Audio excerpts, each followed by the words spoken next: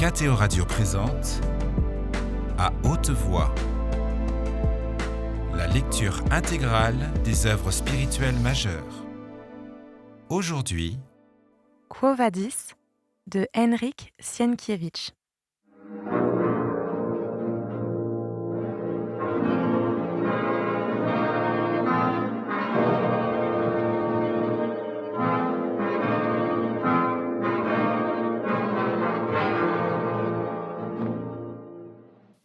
On savait en effet que jadis, lors de l'entrée de Jules César à Rome, on s'était écrié « Citoyens, cachez vos femmes, car arrive le polisson à tête chauve ». Mais le monstrueux amour-propre de Néron ne supportait pas la moindre critique ou pique. Et voici que dans la foule, on entendit, parmi les acclamations laudatives, ces plaisanteries. « Barbe d'airain, où emportes-tu ta barbe flamboyante ? Craindrais-tu qu'elle ne mette le feu à Rome ?» Ceux qui le criaient ne savaient pas que leur boutade portait en elle une effroyable prophétie. César, d'ailleurs, ne s'offusquait pas trop de telles plaisanteries, d'autant plus qu'il ne portait plus de barbe, l'ayant déposée dans un coffret d'or en offrande à Jupiter Capitolin. Mais certains, cachés derrière des tas de pierres et près des assises d'un temple, vociféraient « Matricide, Néron, Oreste, Alcméon !» D'autres encore « Où est Octavie ? Rends ta pourpre !» Contre Popée, qui arrivait juste après lui, on clamait « Flava coma !» qualificatif par lequel on désignait les prostituées.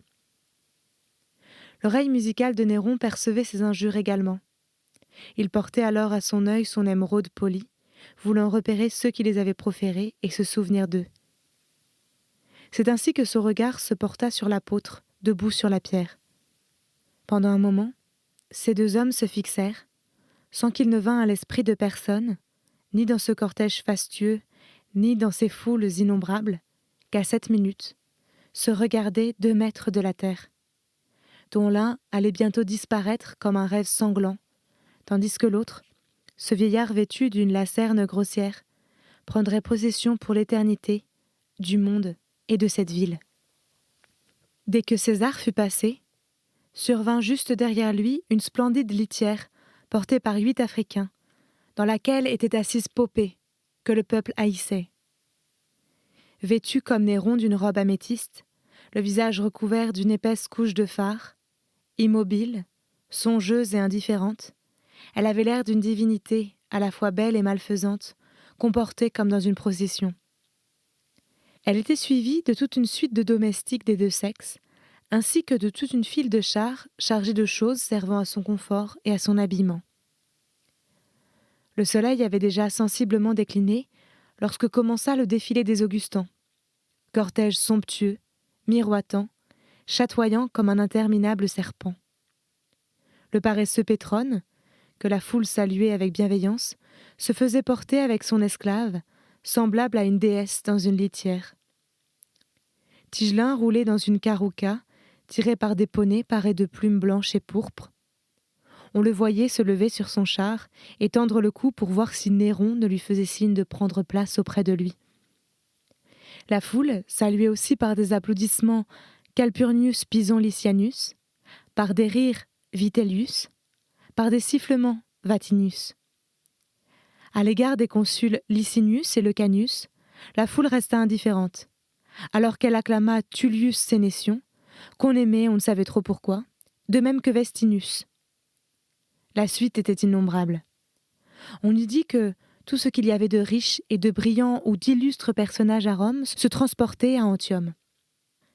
Néron ne voyageait jamais autrement qu'avec un millier de chars. Le nombre des personnes qui l'accompagnaient dépassait presque toujours les effectifs d'une légion. On se montrait donc, et on pouvait voir Domitius Affaire et Lucius Saturninus, vieillards décrépits, Vespasien, qui n'était pas encore parti pour son expédition en Judée, d'où il ne devait rentrer que pour ceindre la couronne impériale, ses fils, et le jeune Nerva, et Lucain, et Annius Gallion, et Quintianus, et une multitude de femmes connues pour leur fortune, leur luxe et leur dévergondage. Les yeux de la populace se portaient sur des visages connus, sur les attelages, les chars, les chevaux, les vêtements bizarres des domestiques originaires de tous les pays du monde. Dans ce flot de faste et de grandeur, on ne savait que regarder, et l'éclat de l'or, des teintes de la pourpre et du violet, le scintillement des pierres précieuses, le chatoiement des perles, de la nacre et de l'ivoire, éblouissaient non seulement les yeux, mais aussi la pensée. Il semblait que les rayons mêmes du soleil se dispersaient dans ce miroitement. Dans la foule, il ne manquait pas de miséreux au ventre creux, aux yeux d'affamés, et ce spectacle éveillait en eux la convoitise et la jalousie, mais en même temps les remplissait de plaisir et de fierté, leur donnant le sentiment de la puissance et de l'indestructibilité de Rome, pour lesquels le pays payait et devant lesquels le monde s'agenouillait. Et de fait, personne dans le monde entier n'eût osé penser que cette puissance ne durerait pas tout au long des siècles et ne survivrait pas à toutes les nations, et que quelque chose sur la terre pût lui résister. Vinicius, qui avançait à la fin du cortège, aperçut l'apôtre et Ligie qu'il ne s'attendait pas à voir. Il sauta donc de son char et les ayant salués, le visage rayonnant, il se mit à leur parler avec précipitation, comme quelqu'un qui n'avait pas de temps à perdre. « Tu es venu ? Je ne sais comment te remercier, ô Ligie. Dieu ne pouvait m'envoyer meilleur présage. Je te salue encore en te quittant, mais je ne te quitte pas pour longtemps. Je vais poster sur mon chemin, des chevaux partent, et je serai auprès de toi à chaque fois que je serai libre, jusqu'à ce que j'obtienne la permission de revenir. Je te salue. »« Je te salue, Marc, » lui répondit Ligie, qui ajouta plus bas, « que le Christ te conduise et qu'il ouvre ton âme aux paroles de Paul. » Il se réjouit à l'idée qu'elle tenait à ce qu'il devienne au plus vite chrétien, et lui répondit, « Ocellemi, qu'il en soit ainsi que tu le dis. Paul préfère se trouver parmi mes gens, mais il est avec moi, et sera mon maître et mon compagnon. Relève ton voile, ô toi, ma joie, afin que je puisse te voir encore avant de partir. Pourquoi t'es-tu ainsi voilée ?» Elle releva son voile, elle lui découvrit son clair visage et ses splendides yeux rieurs. Elle lui demanda « Est-ce mal ?» Son sourire était quelque peu malicieux, et Vinicius, qui la contemplait avec ravissement, répliqua « C'est mauvais pour mes yeux, puissent-ils ne voir que toi seul jusqu'à ma mort ?» Puis, il se tourna vers Ursus et lui dit « Ursus, veille à elle comme à la prunelle de tes yeux, car ce n'est pas seulement ta domina, c'est aussi la mienne. » Cela dit, il saisit sa main et la pressa à ses lèvres, au grand étonnement de la foule, qui ne pouvait comprendre une telle marque de respect de la part d'un brillant Augustin pour une jeune fille vêtue simplement, presque comme une esclave. « Je te salue. » Puis, il s'éloigna rapidement, car tout le cortège impérial avait pris beaucoup d'avance. L'apôtre Pierre le bénit d'un petit signe de croix, tandis que le brave Ursus se mit à le vanter, tout heureux que sa jeune maîtresse l'écouta avidement et le regarda avec reconnaissance. Le cortège s'éloignait et s'estompait derrière des tourbillons de poussière dorée, mais eux regardaient encore longtemps ces traces, jusqu'à la venue de Demas, le meunier, celui-là même chez qui Ursus travaillait de nuit. Ayant baisé la main de l'apôtre, il le pria de venir chez lui avec Ligie et Ursus pour le repas, disant que sa maison se trouvait tout près de l'Emporium, et qu'il devait avoir faim et être fatigué d'avoir passé la plus grande partie de la journée à la porte de la ville. Ils y allèrent donc ensemble, et s'étant reposés et restaurés chez le meunier, ils ne rentrèrent au Transtévère qu'au crépuscule. Ayant l'intention de traverser le fleuve par le pont d'Emilius, ils empruntèrent le Clivus Publicus, qui coupait la colline de l'Aventin, entre les temples de Diane et de Mercure.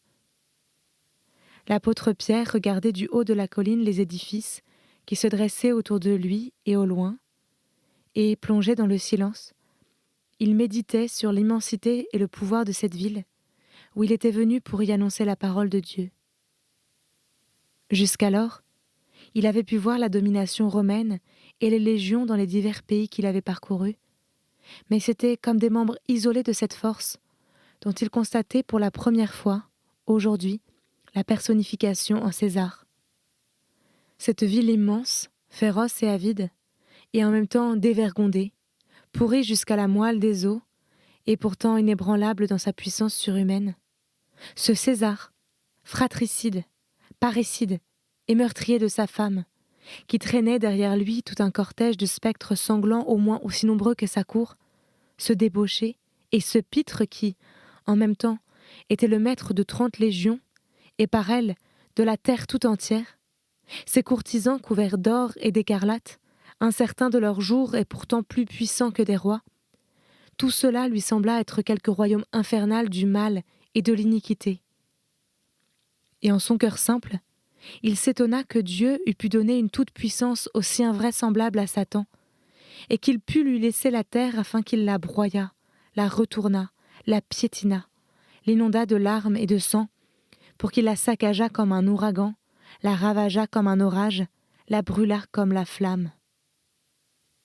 Ces pensées angoissèrent son cœur d'apôtre, et dans son esprit, il dit à son maître : « Seigneur, que devrais-je faire dans cette ville où tu m'as envoyé ? Les mers et les continents sont à elle, les animaux sur terre et les créatures des eaux sont à elle, les autres royaumes et les villes sont à elle, et les 30 légions qui veillent sur eux sont à elle, alors que moi, Seigneur, je suis un pêcheur de lacs. Que puis-je faire ? Et comment pourrais-je triompher de sa méchanceté ? » Parlant ainsi, il levait au ciel sa tête branlante aux cheveux gris, priant et invoquant du fond du cœur son divin maître, plein de tristesse et d'angoisse. Tout à coup, la voix de Ligie interrompit sa prière. On dirait que toute la ville est en feu. Et réellement, le coucher du soleil était, ce jour-là, étrange. Son énorme disque était déjà à moitié caché derrière la colline janicule, alors qu'une lueur rouge embrasait toute la voûte céleste. De l'endroit où il se trouvait, leur regard embrassait de grands espaces. Tant soit peu sur la droite, il voyait les murs allongés du Circus Maximus. Au-dessus de lui, s'étageaient les palais du Palatin. Juste devant eux, derrière le Forum Boarium et le Vélabrum, se dressait le sommet du Capitole avec le temple de Jupiter. Mais les murs, les colonnes et les fêtes des temples étaient comme plongés dans cette lueur dorée et pourpre. Les parties visibles du fleuve paraissaient charrier du sang, et, à mesure que le soleil disparaissait de plus en plus derrière la colline, la lueur devenait de plus en plus rouge, de plus en plus semblable à la lueur d'un incendie. Elle s'intensifiait, s'élargissait pour se répandre enfin sur les 7 collines, desquelles elle semblait s'écouler tout alentour. « Toute la ville est en feu », répéta Ligie. Et Pierre se protégea les yeux de la main et dit : « La colère de Dieu est suspendue au-dessus d'elle. »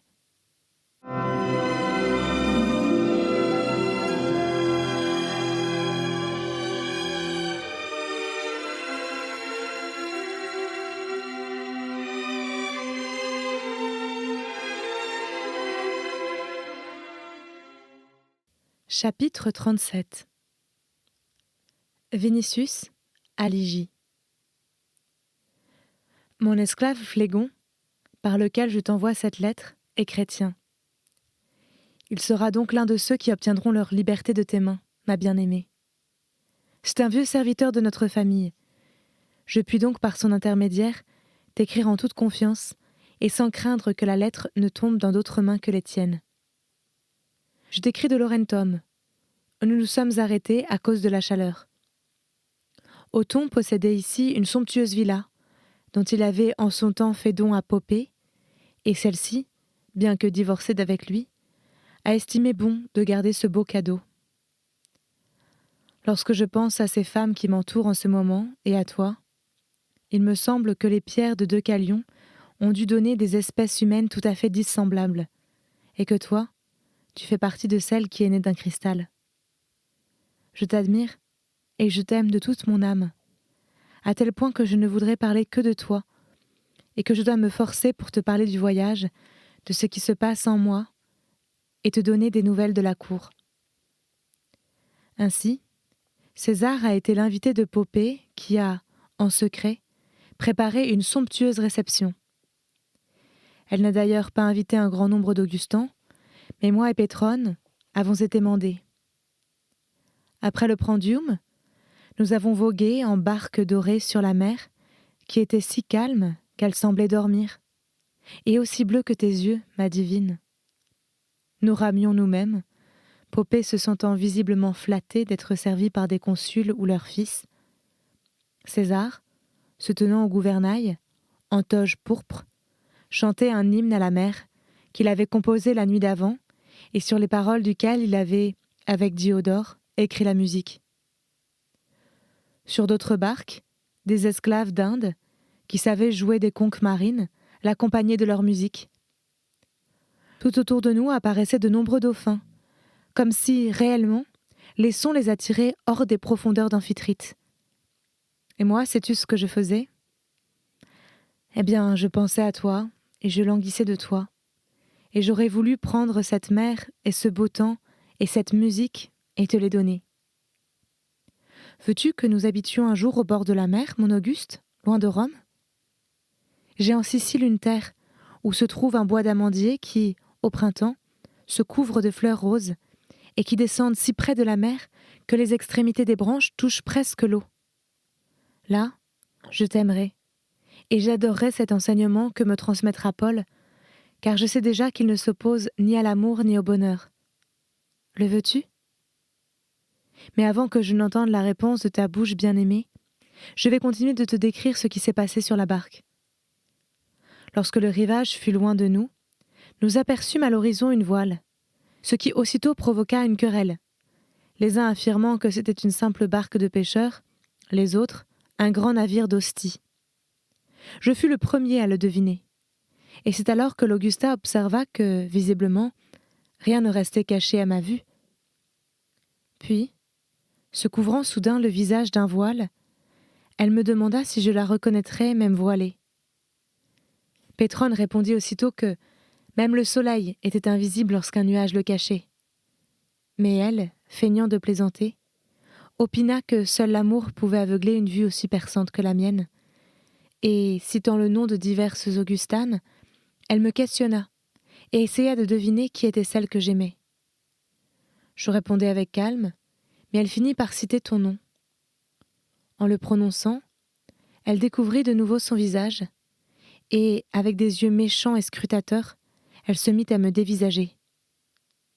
J'ai été vraiment reconnaissant à Pétrone d'avoir, à cet instant, fait pencher la barque, ce qui détourna de moi l'attention de tous, car si j'avais entendu des paroles malveillantes ou railleuses te concernant, j'aurais été incapable de dissimuler ma colère, et j'aurais dû me faire violence pour ne pas fracasser à coups de rame la tête de cette femme perverse et méchante.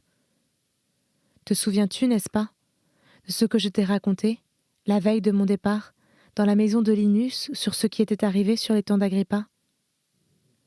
Pétrone tremble pour moi, et encore aujourd'hui, il m'a conjuré de ne pas irriter l'amour-propre de l'Augusta. Mais Pétrone ne me comprend plus, et ne sait pas qu'en dehors de toi, il n'y a pour moi ni plaisir, ni beauté, ni amour, et que je n'éprouve pour Popée que de la répugnance et du mépris. Tu as grandement changé mon âme, à ce point même que je ne saurais plus revenir à mon ancien mode de vie. Mais ne crains pas qu'il puisse m'arriver ici quelque chose de mauvais. Popée ne m'aime pas, car elle est incapable d'aimer quiconque, et ses caprices découlent seulement de sa colère contre César, qui subit encore son influence et qui, peut-être même, l'aime encore, mais ne la ménage plus et ne cache pas devant elle son impudeur et ses forfaits. Je te dirai d'ailleurs autre chose encore qui devrait te rassurer. Pierre m'a dit, au moment de mon départ, de ne pas craindre César, car pas un seul cheveu ne tomberait de ma tête, et j'ai foi en lui. Une voix intérieure me dit que chacune de ses paroles doit s'accomplir, et comme il a béni notre amour, ni César, ni toutes les puissances de l'Hadès, ni même le destin ne sauraient enlever à moi, ô Ligie. Quand je pense à cela, je suis heureux comme si j'étais le ciel qui, à lui seul, est heureux et paisible. Je te choque peut-être, toi qui es chrétienne, avec ce que je dis sur le ciel et le destin. En ce cas, pardonne-moi, car je pêche sans le vouloir. Le baptême ne m'a pas encore purifiée, mais mon cœur est comme une coupe vide que Paul de Tarse doit remplir de votre douce religion, d'autant plus douce qu'elle est la tienne. Toi, divine, porte à mon actif ne serait-ce que ceci, que j'ai vidé cette coupe de ce qu'elle contenait auparavant, et que je ne la retire pas, mais l'attends comme un homme assoiffé venu à une source pure. Je voudrais trouver grâce à tes yeux.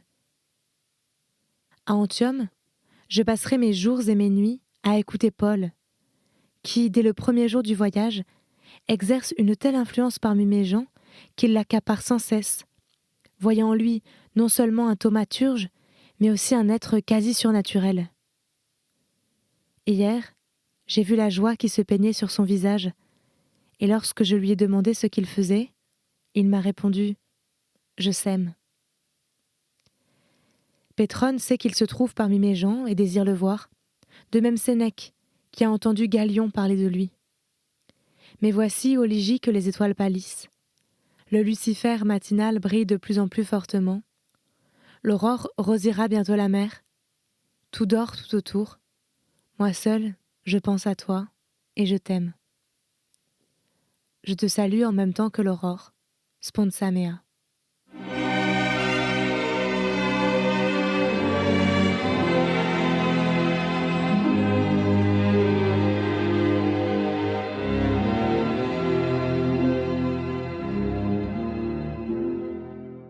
Chapitre 38.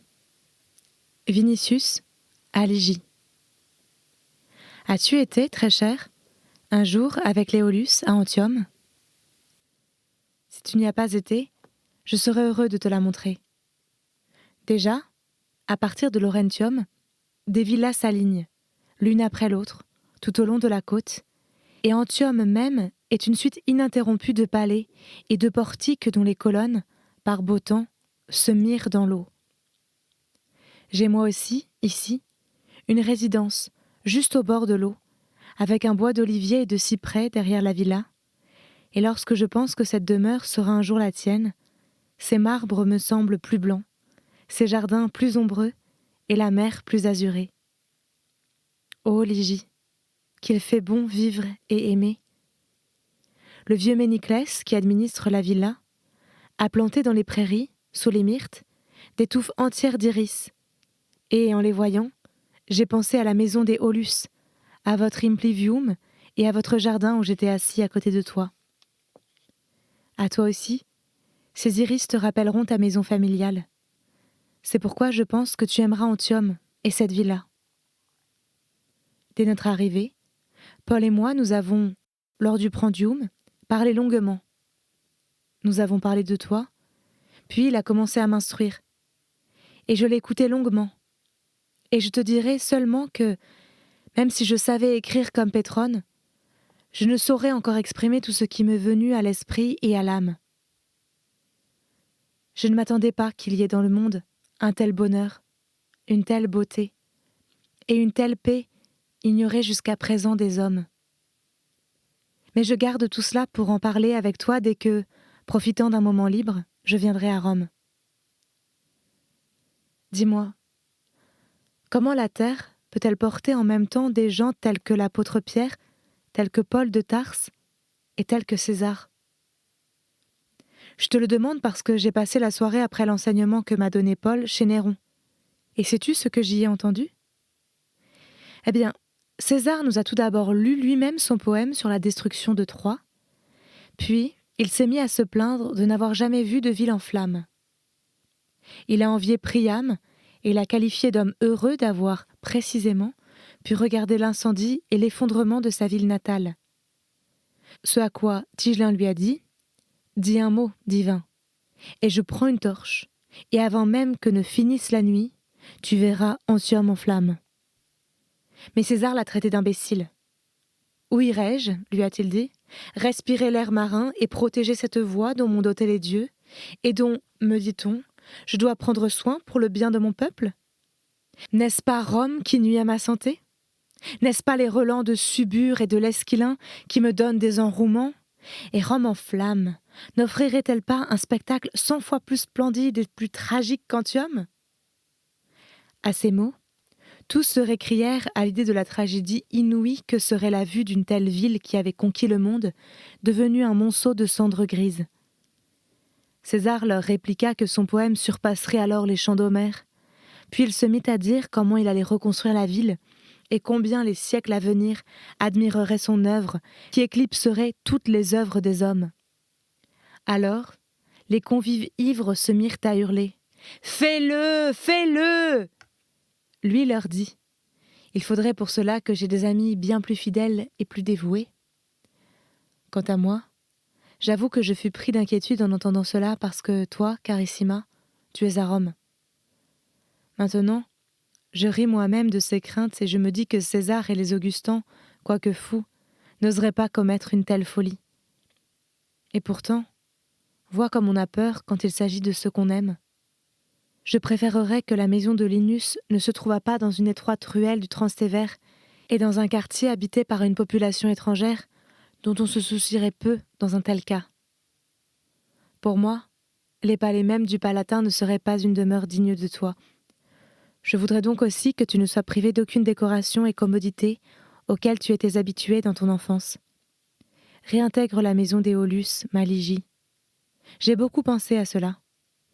Si César était à Rome, la nouvelle de ton retour pourrait effectivement parvenir par les esclaves au Palatin, attirer l'attention sur toi et entraîner des persécutions, sous prétexte que tu aurais osé agir contre la volonté de César.